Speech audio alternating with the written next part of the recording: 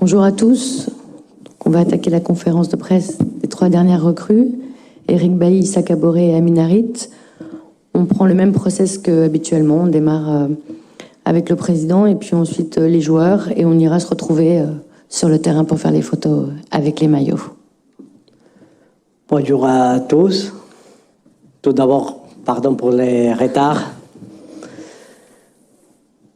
Bienvenue, Eric. Merci. C'est un plaisir de te présenter. Merci. Spécialement parce que dans tous les transferts, il y a une histoire. Et ici, c'est une histoire, on peut dire, sur beaucoup de valeurs. Pas seulement les valeurs dans le terrain, qu'on connaît très bien. On cherchait un défenseur central capable de s'adapter à l'idée de jeu, avec la capacité physique de gagner des duels individuels, la capacité de gagner des actions aux espaces, avec un concept qu'il connaît très bien, qu'ils ont beaucoup insisté dans le passé, défendre la surface, que c'est important. Et j'insiste toujours, dans tous les moments, dans nos conversations, de comment défendre la surface, avec une histoire importante. Il arrive en Espagne très jeune. Tout d'abord, il se met en disposition dans l'équipe première. Il fait un transfert important dans le moment que Villarreal, ils ont vendu Gabriel Paulista à Arsenal. Il arrive à Villarreal comme un défenseur jeune pour s'imposer dans la hiérarchie. Un des transferts plus importants des défenseurs centrales à l'époque à Manchester United. Après, en période dans un des grands clubs en Europe, et la possibilité de venir ici. C'était une détermination que j'ai beaucoup appréciée depuis les premières conversations, les conversations avec les coachs, et tout de suite, c'est poussé avec les projets. C'était une question qu'on a travaillé pendant beaucoup de semaines, beaucoup de conversations, parce qu'on considérait que c'était le profil idéal pour compléter tous les reparts défensifs du club. Joueur expérimenté, international avec Côte d'Ivoire. Tu as pu voir ici au Vélodrome, avant des matchs avec l'équipe nationale. Quelque chose que ça nous fait beaucoup de plaisir, surtout d'incorporer des joueurs avec sa expérience et son niveau. Pour ça que je te dis, Eric, merci beaucoup pour croire dans les projets et dans l'idée. Merci. Allez, on va démarrer pour les questions aux joueurs. Bruno ? Bonjour. Bon, je vous l'ai posé un peu plus tard, c'était sur la Ligue des Champions, mais l'idée c'est aussi de savoir effectivement. C'est pour Eric. Ok, vas-y. Oui. Allons-y, ouais. C'est peut-être fait à l'envers. Vous nous expliquerez pourquoi le choix de l'OM dans un instant, mais je voulais vous avoir sur Tottenham. Vous avez joué 6 ans en Angleterre. Ce club-là, vu de France, c'est peut-être pas l'un des meilleurs. On pense à Liverpool, au Manchester, à Chelsea, ainsi de suite. Que pouvez-vous nous dire sur ce club-là? Et puis sur Harry Kane également, s'il vous plaît. Bon, Tottenham, c'est une équipe avec plein d'expérience, surtout dans cette Ligue des Champions. Après, c'est vrai qu'ils ont un nouveau visage, c'est-à-dire que les nouveaux joueurs qui sont arrivés, le nouveau coach qui a plein d'expérience dans la Ligue des Champions. Et voilà, pour moi, ça sera vraiment un match spécial, vu que j'ai fait quand même plein de matchs contre cette équipe. Et avec mon groupe, je pense qu'on a un mot à dire. Voilà. Ben, un grand joueur, voilà, attaquant, un grand attaquant. Je pense que déjà, j'ai pas grande chose à dire sur lui. Tout le monde sait que, voilà, tout le monde connaît ses qualités. Voilà, pour moi, déjà, il est très important de me concentrer sur mon équipe. Après, bon, on va se préparer et voir ce qu'on pourra faire le mercredi prochain. Fabrice. Eric, bonjour. En préambule, Pablo parlait de ta détermination à rejoindre l'Olympique de Marseille. Est-ce que tu peux nous expliquer tout simplement pourquoi tu as eu autant envie de rejoindre ce projet? Bon, déjà, le président, il a souligné, pour moi, l'envie de venir ici à l'OM, c'est d'abord l'apport du président qui m'a vraiment sorti des secrets que je m'y attendais pas, parce que voilà, le président, il est un grand ami de mon ancien coach de Villarreal, qui est Marcelino. Et déjà, à son premier appel, il m'a donné des informations que je m'y attendais pas. Après, c'est vrai que la conversation en ce moment-là a été très facile. Voilà. Romain? Bonjour Eric. Une question sur ton poste, bon, défenseur central évidemment. On voit que Leonardo Balerdi, quand il joue dans l'axe ou côté gauche, c'est pas du tout le même joueur. Est-ce que toi, tu es le même joueur quand tu joues dans l'axe ou stopper gauche? Bon, déjà en tant qu'un défenseur, pour moi, j'ai pas de choix. Déjà, à mon arrivée ici, c'est d'avoir plus de minutes, que ce soit au milieu ou à droite ou à gauche. Je suis là, je suis prêt pour apporter mon peu d'expérience que j'ai. Pour moi, c'est la communication avec le coach. Et après, bon, je pense qu'il me mettra où il pense que je pourrais apporter plus. Voilà. Ce poste, c'est-à-dire? Bon, comme je l'ai dit, finalement, que ce soit stopper droit, gauche, pour moi, il n'y a pas de problème. Voilà. D'autres questions? Oui, Bruno, vas-y, je t'en prie. Oui, vous l'avez souligné, votre idée, elle est aussi de récupérer pas mal de temps de jeu, voilà, par rapport aux dernières saisons. Quand on parlait d'Eric Bailly ici, on se disait est-il vraiment fragile parce qu'il n'a pas joué, voilà. Ceux qui vous connaissent bien savent que vous avez peut-être été blessé parce qu'il manquait ce temps de jeu. Pouvez-vous rassurer les supporters de l'OM justement à ce sujet?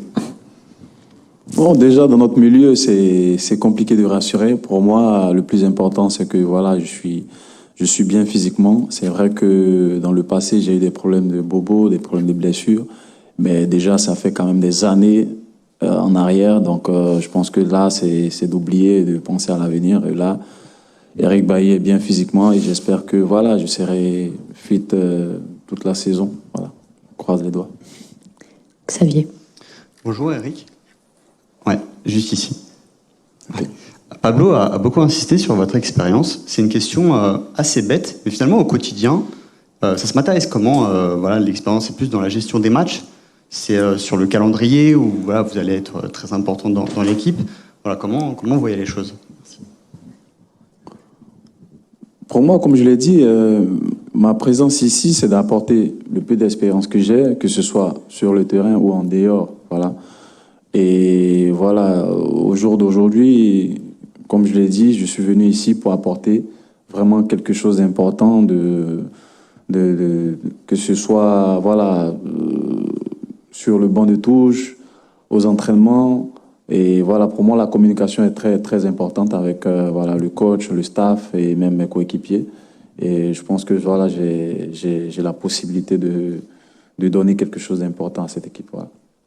Nassim. Eric, bonjour. Il y a, en face de toi, il y a longtemps eu une espèce de rumeur Ronaldo à l'OM. Toi, tu l'as côtoyé. Est-ce que tu en as peut-être discuté avec lui ou est-ce que c'est quelque chose qui n'était absolument pas crédible à tes yeux? Bon, il n'y a rien d'impossible. C'est vrai que j'ai jamais eu à parler de ça avec que ce soit Ronaldo. Pour moi, le plus important, c'était moi, d'abord, de pouvoir effectuer mon arrivée ici. Après, bon, ce côté transfert, je pense que moi, j'ai pas de mots à dire. Bruno. Oui, Eric. Vous êtes ivoirien et vous savez que l'OM en Côte d'Ivoire, c'est un club qui compte. Il y a eu en plus beaucoup de joueurs ivoiriens qui vous ont précédé. Est-ce que ça a compté dans votre réflexion et à quel point êtes-vous fier de faire partie un peu de cette lignée-là? Bon, compter dans l'envie d'arriver ici, je peux pas dire parce que voilà, au départ, c'était pas ça. Mon objectif, c'était de venir ici parce que voilà, j'ai eu l'appel du président, comme je l'ai dit au début, c'était vraiment une conversation très spéciale. Après, c'est vrai que étant ici, déjà, tu penses aux personnes qui sont passées, comme voilà, des légendes comme Didier, que j'ai eu au téléphone, bien sûr, après ma signature. Et pour moi, il est important de toujours donner le bon visage des joueurs qui y sont passés. Quand je te parle de Didier, je parle de Baki Koné, je pense à Meïté Aboulaye. Et aujourd'hui, c'est Eric Bailly. Donc, ce que je peux faire, c'est de rester dans cette continuité et voilà, donner une bonne image des Ivoiriens ici, à l'OM. Bah, déjà, il m'a félicité. Et après, les conversations qu'on a eues, je ne peux pas tout dire ici. Nassim. Eric, en face. Qu'est-ce que tu retiens de ton passage en Angleterre, à Manchester United? Voilà, ça a été une longue expérience. Qu'est-ce que tu en as tiré? Qu'est-ce que tu penses aussi du renouveau de l'équipe de United en ce début de saison? Bon, mon passage pour moi a été vraiment, vraiment très bien. Je vais parler du niveau sportif. Je vais dire que voilà, j'ai eu la chance de gagner des trophées avec cette équipe. Et pour moi, cette équipe est vraiment spéciale. Maintenant, au jour d'aujourd'hui, l'équipe est différente, un nouveau visage, un nouveau coach, et je pense que voilà, ils ont vraiment progressé sur plusieurs plans. Et voilà, aujourd'hui, ce que je peux faire, c'est de souhaiter bonne chance pour cette saison. Allez, dernière question, Bruno. Oui, Eric, on revient sur la Coupe d'Europe. Vous avez joué toutes les saisons la Coupe d'Europe avec Manchester United. Vous connaissez les différences de niveau. Est-ce que ce groupe de l'OM que vous connaissez a les capacités pour faire quelque chose dans ce groupe de Ligue des Champions? Pour moi, étant qualifié pour les phases de finale de la Ligue des Champions, déjà, ça prouve que vraiment, tu as ton mot à dire.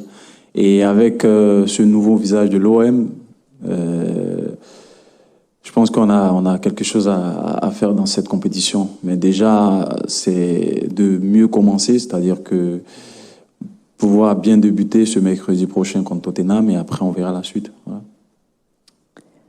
Merci. Question pour Pablo sur le joueur. On fera toutes les questions après. Toi, Bruno? Non, ok, on fera tout après. Merci, Eric. Je vais te libérer. Merci. Allez, à toi, Issa.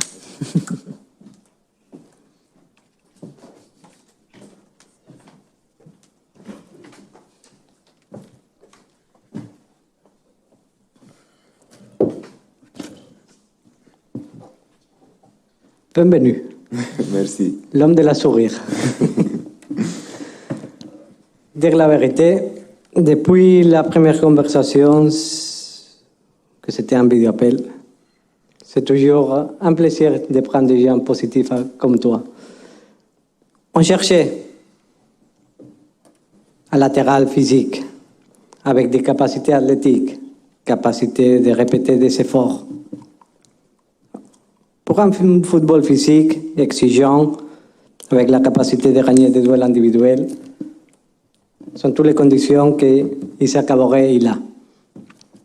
Je me rappelle à l'époque, quand on analysait les championnats de la Belgique, dans le moment que je suis arrivé à l'OM, il était toujours en option qu'on avait étudiée, la première saison 2020-2021 qu'on avait dans la tête. En ce moment, il a signé pour Manchester City, il a fait son choix. Après la saison dernière, on a tous connu Issa Caboret dans la Ligue 1, dans les championnats. Normalement, quand tu recrutes un joueur du championnat, tu cherches à baisser le niveau de risque. Dans les moments qu'il y a un recrutement, toujours, il y a des éléments que ça te permet d'abaisser le niveau de risque. Dans ce cas, connaître les championnats, être performant dans sa première saison, dans un des championnats les plus compétitifs, après son passage à Mechelen, c'était important. Je me rappelle, et je lui dis en personne, les données physiques qu'il a fait dans les matchs 3OM, c'était un des données physiques plus impressionnantes du championnat. Pratiquement plus de 12 km, 1600 mètres à haute intensité. Dans le moment qu'on a reçu les rapports du match à niveau physique, c'était quelque chose de très impressionnant. En ce moment, pendant l'été, qu'on analysait l'équipe, de comment renforcer l'équipe avec des joueurs à un profil plus physique, c'était le premier nom dans la liste. Il avait la possibilité de sortir. On a bien joué avec le temps, mais surtout sa disponibilité, sa volonté de nous rejoindre en refusant des différentes offres, c'était quelque chose que ça nous fait de plaisir. Pour ça que, bienvenue, tu es chez toi, profite de l'expérience. Comme je te dis, avec du travail, que tu es une personne très intelligente, tu vas y arriver à faire tout parce que tu as tout pour réussir. Merci, c'est très gentil. Allez, on démarre pour les questions pour le joueur. Bruno, on passera. Bonjour, Issa. Bonjour. Fier d'accueillir en plus un Bobolé, ça c'est très très bien. Je voulais juste savoir, vous êtes prêté sans option d'achat. Si, avec une option d'achat, mais très élevée, pardon. Voilà, je crois bien qu'autour de 20 millions d'euros. Vous appartenez à un grand club. Est-ce que, à l'image, par exemple, de Saliba, on voit que vous avez franchi les échelons. Là, il y a eu la Belgique, 3, le président l'a dit, et là, l'OM. Donc, ça monte, ça monte. Est-ce que l'idée, c'est vraiment de faire aussi une grande saison pour retourner à City? Bonjour. L'idée, c'est de jouer et de rester à Manchester et de rester à Marseille ici. Ce n'est pas de retourner à City. C'est vraiment de vous inscrire sur la durée. Oui, voilà, ici. Oui, parce que c'est un très très grand club et ça va m'apporter beaucoup pour mes prochaines étapes. Fabrice. Issa, bonjour. Bonjour. Tu n'es pas sans savoir que tu n'es pas le premier Caboret à jouer à l'Olympique de Marseille. Il y a eu ton cousin Charles, il y a quelques années. Tu étais sans doute trop jeune pour te souvenir de ces matchs. Mais est-ce que ça a compté pour toi et est-ce que tu as eu parlé avec Charles avant de t'engager avec l'OM? Bon, avant de m'engager, on a un peu discuté et il m'a expliqué comment ça se passe ici. Et ça a compté, mais pas beaucoup. J'aime vraiment ce club. Depuis tout petit, quand Charles venait avec nous, il nous montrait les maillots, les ballons et tout. Donc, quand j'étais petit, je connaissais aucun club si ce n'était pas Marseille. Donc, c'était un rêve pour venir ici et aujourd'hui, je suis là. Je suis prêt à donner le meilleur de moi-même pour faire plaisir à tout le monde. Romain. Issa, bonjour. Bienvenue à l'OM. Tu as joué le dernier match contre 3 au poste de piston droit. Ma question, elle est simple, c'est est-ce que tu es capable de jouer à gauche? À droite, à gauche, je pense que c'est presque la même chose. Et c'est les mêmes postes de latéral droit, c'est les mêmes postes de piston. Je pense que je peux jouer à droite comme à gauche. Bruno. Oui, Issa. Est-ce que vous pouvez nous parler un peu de vous, le footballeur? Quand vous avez commencé à jouer au foot, vous étiez toujours défenseur au Burkina. Comment voilà, s'est passé un petit peu votre apprentissage? Il y en a qui sont attaquants, qui redescendent un petit peu. On voit que vous êtes très rapide, porté vers le but adverse. Voilà, racontez-nous un peu, s'il vous plaît. Quand j'étais petit, on avait un match et il n'y avait pas de latéral droit. Et c'est en ce moment que le coach m'a dit, tu vas jouer comme latéral droit. Et depuis ce jour, j'ai aimé ce poste. Et je continue toujours à jouer. Avant, j'étais ailier droite-gauche. Fabrice. Ça, tu nous as parlé de cet amour que tu portes à ce club. D'où est-ce qu'il vient cet amour, tout simplement? Ça vient du fait que depuis tout petit, je connais ce club. Je ne supportais aucun club que Marseille. Même quand on partait jouer dans les jeux vidéo, je jouais toujours avec Marseille, avec Charles Caboret. Et donc, on partait au cyber, on voulait venir ici, on tapait correspondant à Marseille. Et c'est depuis en ce moment que j'ai eu l'amour de ce club qui est toujours dans mon cœur. D'autres questions pour Issa? Oui, Romain. Je t'en prie.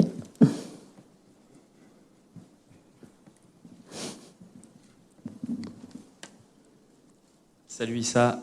Il y a une autre dimension à l'Olympique de Marseille, c'est le stade Vélodrome. On y est là. Tu dois te languir de connaître tes premières minutes en tant que titulaire, par exemple, dans ce stade. Est-ce que tu es déjà venu par le passé? Est-ce que tu connais l'ambiance de ce stade en vrai? L'année passée, quand on était venu ici, on était venu avec pas les supporters, on était tous déçus. On voulait jouer avec les supporters, mais malheureusement, il n'y en avait pas. J'ai vraiment hâte de jouer avec les supporters et je suis vraiment excité pour ça. Fabrice. Tu n'es pas le seul piston droit à avoir été recruté cet été. Il y a aussi Jonathan Klaus. Comment est-ce que tu te positionnes par rapport à cette concurrence et comment est-ce que tu envisages ta saison en termes de temps de jeu? Bon, dans toutes les grandes équipes, il y a la concurrence et je pense que c'est une très bonne chose. Ça va me permettre de progresser, de faire beaucoup plus pour pouvoir avoir des temps de jeu. Et je pense que j'aurai des temps de jeu. Merci. Pas d'autres questions? Alors on va passer à Aminarit. Merci. Merci.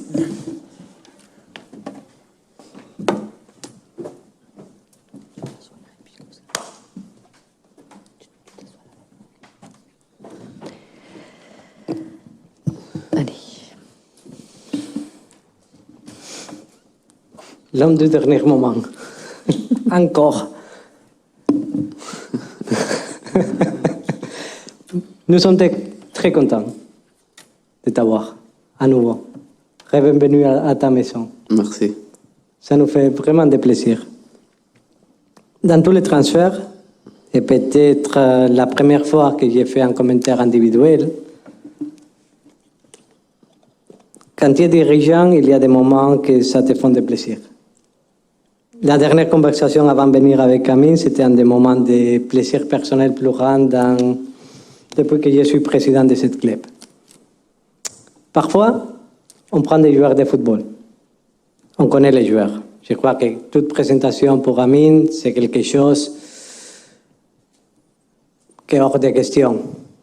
La fin de la saison dernière qu'il a fait, comment sa actuation individuelle nous a aidés pour prendre la Champions League, c'était quelque chose d'important. Après, avec tous les changements qu'on a fait, changement de style, changement de coach, bien sûr, il fallait voir comment les différents joueurs s'adaptaient. Dans les moments que petit à petit, tout le monde on commence à connaître Igor Tudor, et depuis le commence, il était une option sérieuse. Mais on a compris semaine après semaine que c'était les joueurs qu'il nous faisaient. Surtout un joueur de déséquilibre, un joueur avec la capacité de percuter avec les ballons, la conduction, la capacité qu'il y a pour passer les ballons et courir. Je crois que découvert après une saison Amin Harit, c'est quelque chose que c'est pas moi de faire tous les commentaires techniques. Mais dans le football, on ne prend pas seulement que des joueurs. On prend aussi des personnes, on prend des questions. Que dans les moments qu'on fait une équipe de football, on fait une équipe avant des personnes. Ce n'est pas des joueurs individuels. Toujours, on a mis en avant les collectifs. Ce qu'on apprécie d'Amin, à part des joueurs, qui sont joueurs de haut niveau, c'est la personne. Et vraiment, c'est la personne. La saison dernière, ce n'était pas facile pour Amin. Des moments de haut, des moments bas. Ce que j'apprécie, moi, personnellement, et je tiens à dire ici publiquement, c'était comment, dans les moments de difficulté, il a travaillé jour après jour. Comment jamais une mauvaise parole. Seulement une chose, du travail et de la supération. Finalement, et comme j'ai dit à Amine la saison dernière à Brest, le travail, il paye. Toujours le travail, il finit à payer. Quelqu'un de positif, quelqu'un d'aimé, quelqu'un de très aimé par le groupe. Et depuis le premier moment, j'ai dit, c'était quelqu'un qui nous faisait dans cette vestiaire. Pour ça que, bienvenue à ta maison, Amine. Merci. Merci. Allez, on y va. Bruno. Bonjour Amine. Bonjour. Peux-tu nous raconter un petit peu comment s'est passé ton été? Parce que on t'a vu aux quatre coins de l'Europe, signé aux quatre coins de l'Europe pour finalement, le président le disait à l'instant, atterrir à l'OM dans les toutes dernières heures. Ouais, non, voilà, on était un peu mouvementé, même si moi, honnêtement, dans ma tête, je savais ce que je voulais. Il y a eu des offres à droite, à gauche, mais j'ai pris le risque d'attendre. Et les risques, des fois, ça paye. Donc, non, très heureux. Ça n'a pas été un été facile parce qu'il fallait peser le pour et le contre. Mais mon choix, il a été très facile et c'est pour cette raison que je suis très, très fier d'être devant vous aujourd'hui. Fabrice. Bonjour Amine.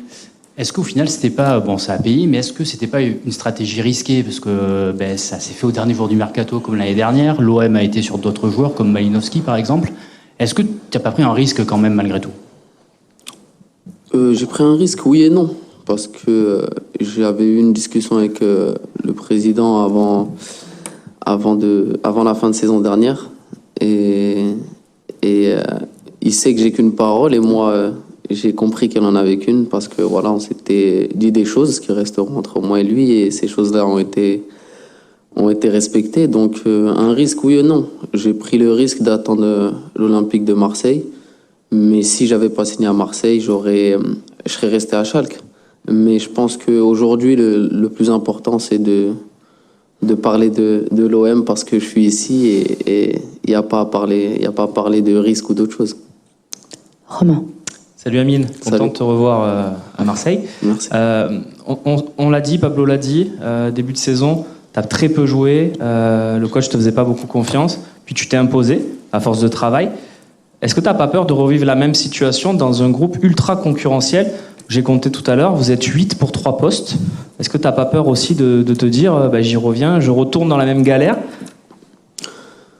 Non, pas du tout.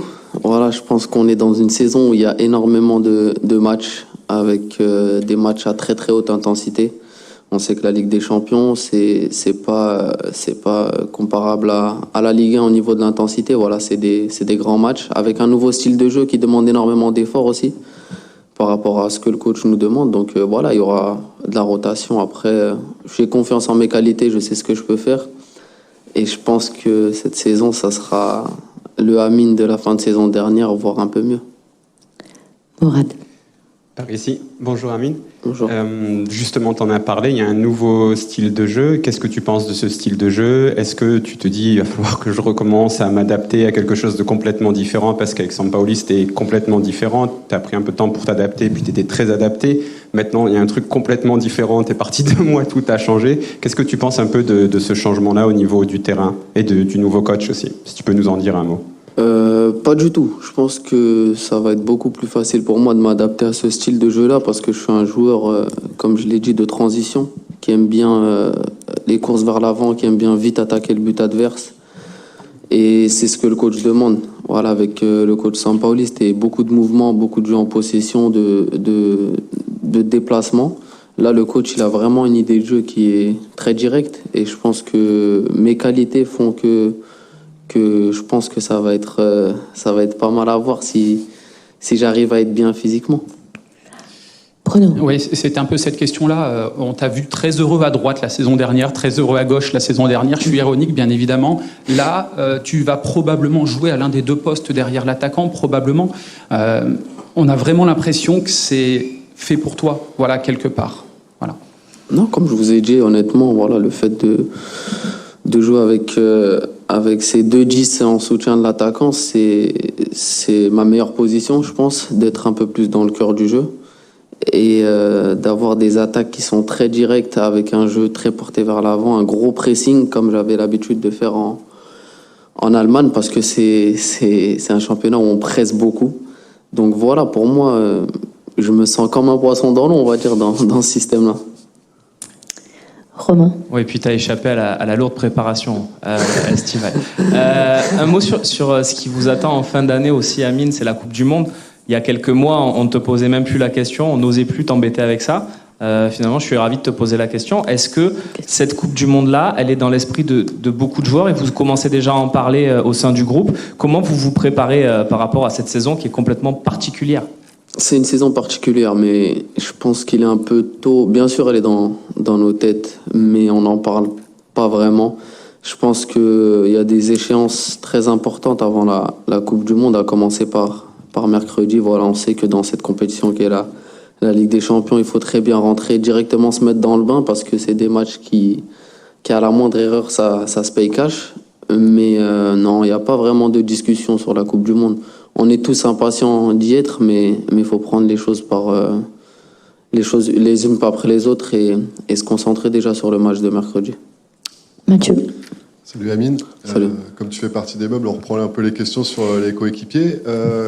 Comment tu vois l'évolution de Valentin, que tu as connu tout jeune à Nantes et aujourd'hui qui est capitaine de l'OM au cœur du système? Est-ce que voilà, comment tu le vois évoluer? Val, c'est un très gros bosseur, voilà, comme je l'ai dit l'année dernière, et comme l'a dit le président, le travail paye. C'est quelqu'un qui représente bien cette phrase, c'est quelqu'un qui est arrivé ici sans être un joueur reconnu.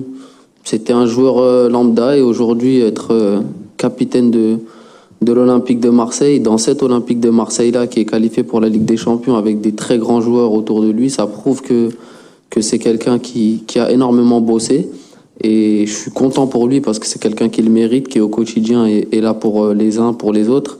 Et j'espère qu'il ne va pas s'arrêter juste à être capitaine de l'Olympique de Marseille. J'espère qu'il aura la chance de pouvoir titiller l'équipe de France parce qu'il le mérite. Fabrice. Amine, on disait tout à l'heure qu'il y a eu pas mal de changements cet été. Tout simplement, comment tu le trouves, ce nouvel OM? Je viens d'arriver, c'est compliqué de répondre, mais non, du changement, oui et non. Voilà, il y a toujours une grande partie du vestiaire qui est encore là, une grande partie des joueurs qui ont été très très importants l'année dernière qui sont encore là. Il y en a quelques-uns qui sont partis, mais c'est le football. Voilà, c'est le football, c'est comme ça. Il y a des va-et-vient, mais je pense que le groupe il est solide. Et je pense que au vu des 6 premiers matchs de Ligue 1, la question elle ne se pose pas. Voilà. Et comme j'ai pu entendre avant le début du championnat, comme quoi il y avait énormément de problèmes, que les joueurs n'étaient pas contents, ceci, cela. La meilleure réponse est sur le terrain et en enchaînant 5 victoires et un match nul, en étant premier de Ligue 1 ex aequo, je pense que les doutes ils sont directement levés. Il n'y a même pas à parler de groupe, si ça se passe bien ou pas. Bruno. Ah oui, Amine, comment tu t'inscris toi à l'OM? Parce que tu étais là la saison dernière, tu es reparti, voilà, là tu es encore prêté, il y a une option d'achat. Est-ce que tu peux nous dire si elle peut être rapidement levée? Par exemple, si tu mets 2 petits ponts, est-ce que c'est fini ou pas? Et ensuite, voilà, est-ce que tu te vois rester là, t'inscrire là? Tu es encore jeune. Comment tu vois tout ça? T'aimes bien les options d'achat, hein. Non. Non, voilà, il y a une option d'achat, voilà, mais je pense, comme je l'ai dit l'année dernière, c'était un pressé qu'il n'y avait pas d'option d'achat, et comme je l'ai toujours dit, on me l'a demandé en interview, c'est pas quelque chose sur lequel je me concentre, voilà. Je pense que si on commence à faire des calculs de si je fais ce nombre de matchs, si je fais ce nombre de buts, quoi que ce soit, c'est à ce moment-là qu'on se braque dans une bulle et qu'on commence à faire les choses qu'on n'a pas envie de faire en vrai. Moi, je suis quelqu'un qui fonctionne à l'instinct. Je joue, j'ai besoin de jouer sans réfléchir au nombre de matchs, quoi que ce soit. Donc, ouais, l'option d'achat, elle est là. On verra à la fin de saison. Je pense qu'elle va être levée. Mais ça sera à moi de faire mes performances. Comme j'ai dit, j'avais beaucoup envie de revenir à Marseille. Aujourd'hui, je suis là, je suis très content d'être là et j'espère que ce sera pour de très très nombreuses années. Merci beaucoup. Merci. On va terminer avec 3-4 questions au président et ensuite on ira sur le stade pour faire les photos. Bruno. Bonjour, Pablo. Depuis que vous êtes président, vous nous parlez des objectifs de l'OM en Ligue 1, d'être sur le podium ou si possible directement qualifié pour la Ligue des Champions. Vous y êtes là. Dans cette Ligue des Champions, quel est véritablement l'objectif de l'Olympique de Marseille? Que peut faire le groupe que vous venez de concocter là? Dans ce groupe-là, justement, avec des adversaires que certains disent à votre portée. Bonjour. Pour moi, il y a des questions toujours.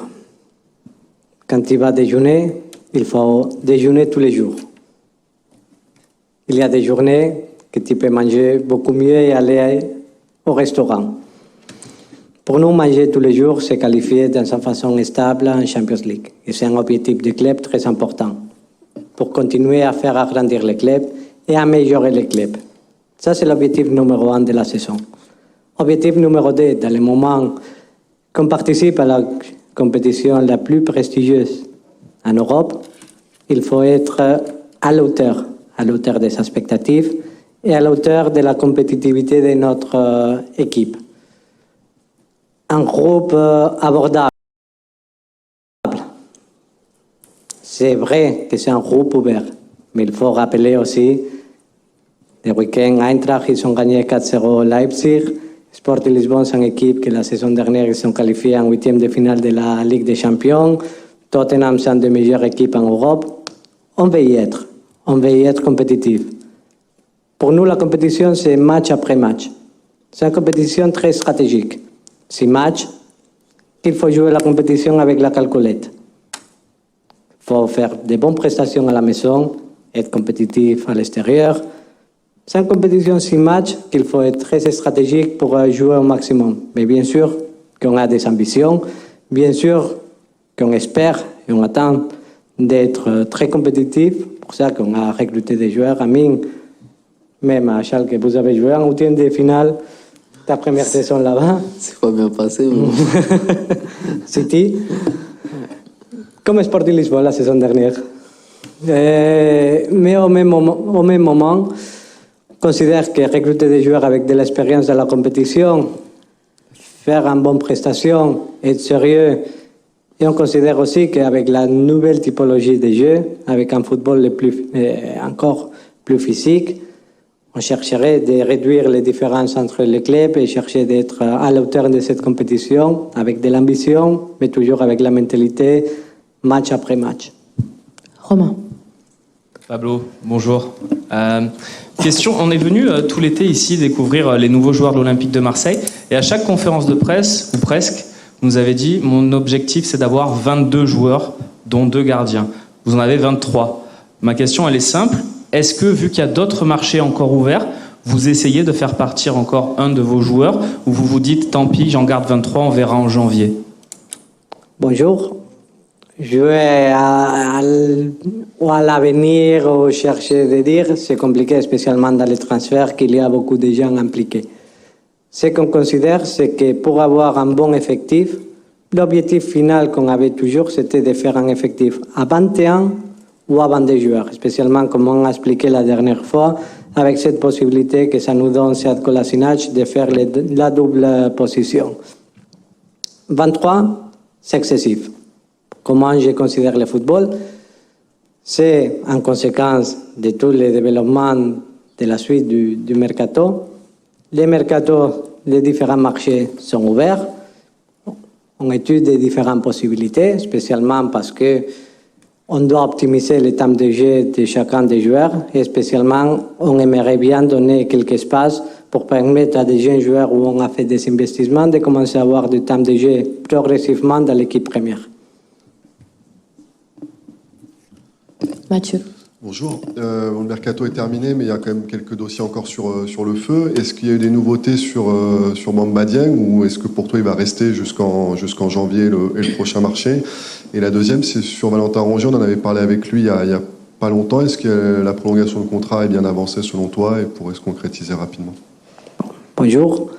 On commence par la deuxième question sur la situation de Valentin Rongier. C'est un joueur qui incarne toutes les valeurs de l'OM. Il incarne les valeurs de la supération, il incarne les valeurs de l'adaptabilité. La saison dernière, pour lui, de commencer à avoir une nouvelle position, il a fait une grande saison. S'adapter au nouvel modèle de jeu, il était le premier à être réceptif et comment il s'est comporté dans les entraînements en train d'écouter et mettre en place ce que les coachs lui demandaient, c'est quelque chose d'exemplaire. On a vu les dernières minutes au match à Auxerre, comment il s'adaptait à faire les pistons à 3. Il était comme un horloge. Toutes les actions, c'était avec la concentration, à faire les différentes actions. Il incarne toutes les valeurs qu'on veut mettre en place dans l'effectif. On a commencé à discuter pendant l'été de voir comment est-ce qu'on peut continuer l'aventure ensemble, spécialement parce que dans la vie, quand des gens ils méritent, il faut donner. Quand quelqu'un il te fait voir des résultats, comme club, c'est respectueux d'être à la hauteur et de chercher de continuer l'aventure ensemble parce qu'il est devenu un des joueurs les plus importants de l'effectif. Selon ma opinion, après, ce sont des négociations qu'on pourra faire, il doit être mis en place dans sa position dans les vestiaires qui lui permettent d'être à la hauteur salariale de ce qu'il monte dans le terrain. Sur la question, la première question de Bamba Dieng. On connaît tout le monde que la situation de Bamba Dieng, c'est une situation que ça a retourné dans de différentes situations. La dernière fois qu'on a parlé en conférence de presse, c'était une situation où les joueurs ils devraient revenir de Nice après des problèmes dans les visions médicales de tous les deux clubs. Aujourd'hui, c'est un joueur de l'OM. On va étudier bien la situation, spécialement parce que dans les moments qu'il rentre, il doit se mettre à disposition d'un coach. C'est un joueur de l'effectif de l'équipe première. C'est à lui aussi de bien démontrer au coach, de se gagner sa place dans l'équipe. Et après le temps, il va dire, et c'est bien sûr que c'est au coach de prendre ses décisions, de mettre en place et de mettre à disposition de l'équipe les meilleurs joueurs en chaque moment. Fabrice. Pablo, bonjour. Deux petites questions, s'il te plaît. La première concerne un autre joueur qui n'est pas inscrit sur la liste de la Ligue des Champions, Cédric Bakambu. Est-ce qu'il peut partir dans un des marchés qui est encore ouvert? Et la deuxième, c'est pour rebondir sur les propos que tu viens de tenir sur les jeunes joueurs auxquels tu aimerais accorder un peu plus de temps de jeu. Je voulais savoir à qui tu pensais, tout simplement. Bonjour. Sur la situation de Cédric Bakambu, il y a aussi un autre joueur pour la limitation qu'on a en fonction de la dernière sanction de Financial Fair Play, qui c'était lié à cercle antérieur. Et surtout, ce qu'on avait commenté dans la dernière conférence de presse, de l'indisponibilité des joueurs formés au centre de formation, que ça c'est un des problèmes au club, que nous, comme projet, on est obligé à donner des solutions. Ça c'est une situation que dans le monde du football actuel, c'est un grand problème. Pas avoir des joueurs du centre de formation, et c'est quelque chose qu'on doit faire, même autocritique, parce que je ne sais pas que je suis arrivé au club hier, c'est quelque chose qu'on doit bien analyser, le pourquoi on n'a pas de joueurs formés au centre de formation, au sein de l'Olympique de Marseille, et ça c'est quelque chose que c'est grave. Cédric Bakambu, il est à la situation que, comme Isaac Touré, comme Bamba Dieng, on avait une limitation à 20 joueurs. On a bien communiqué avec les joueurs, on a bien communiqué avec son entourage, quelle était sa position à l'intérieur du projet. C'était un joueur qui allait perdre du temps de jeu, spécialement dans sa prédisposition et la hiérarchie, que c'est la préparation qu'il donne. Il connaissait parfaitement sa situation. Il a décidé de rester. On est content qu'il reste, surtout parce que ça nous donne des solutions offensives en plus. Mais dans la vie, il faut toujours être très clair avec tout le monde et qu'il connaît dans tout moment sa situation. Dans ces moments et dans les moments que les différents marchés sont fermés, c'est un joueur en plus de l'Olympique de Marseille et on a l'obligation de lui porter à son maximum niveau pour apporter à l'équipe. Allez, dernière question, Xavier. Ouais, bonjour Pablo. Vendredi dernier et aujourd'hui, on a énormément parlé du club, du projet, de la saison à venir, mais finalement assez peu de vous personnellement. Ça va faire 1 an et demi que vous êtes à la tête de l'OM. Comment vous vivez cette expérience au quotidien? Est-ce que vous avez l'impression de voir le football différemment en tant que patron d'une équipe de football? Bonjour. Je ne suis pas la même personne qui est arrivée ici en août 2020. Je ne suis pas la même personne qui est arrivée au poste en mars 2021. Mais je crois que c'est comme tout dans la vie. Il y a une évolution personnelle, il y a une évolution professionnelle.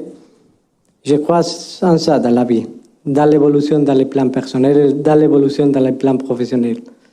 Pour moi, ce parcours, c'est quelque chose, on a dit toujours, d'inattendu, de ce que je viens, mais surtout, c'est une grande expérience.